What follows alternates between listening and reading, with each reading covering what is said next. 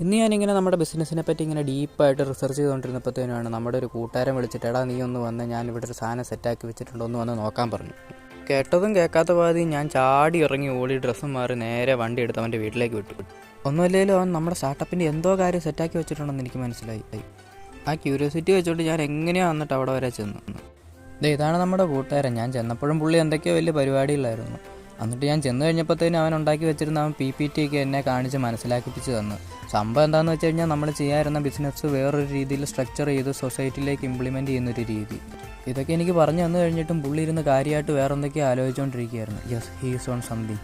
അത് കഴിഞ്ഞിട്ടാണ് എനിക്ക് മനസ്സിലായത് ഇതിനെപ്പറ്റിയായിരുന്നു ഇത്ര നേരം ഇരുന്ന് ആലോചിച്ചുകൊണ്ടിരുന്നതെന്ന്. അങ്ങനെ കുറച്ച് നേരത്തെ ഗെയിം കളിയൊക്കെ കഴിഞ്ഞിട്ട് അവന് വിശക്കുന്നെന്നും പറഞ്ഞുകൊണ്ട് അവൻ്റെ വണ്ടി എടുത്തുകൊണ്ട് നേരെ എന്നെ കൊണ്ട് കഴിക്കാൻ വേണ്ടിയിട്ട് പോയി. അങ്ങനെ കഴിച്ചുകൊണ്ടിരുന്നപ്പോഴും അവൻ എനിക്ക് ഇതിനെപ്പറ്റിയൊക്കെ ഇങ്ങനെ എക്സ്പ്ലെയിൻ ചെയ്ത് തന്നുകൊണ്ടിരിക്കുകയായിരുന്നു. അങ്ങനെ തന്നുകൊണ്ടിരിക്കുമ്പോഴത്തേനും വേണ്ടറാ എനിക്കൊരു അറിയാൻ മേലാത്ത ഒരാൾ എൻ്റെ എടുത്തു വന്നിരിക്കുന്നു.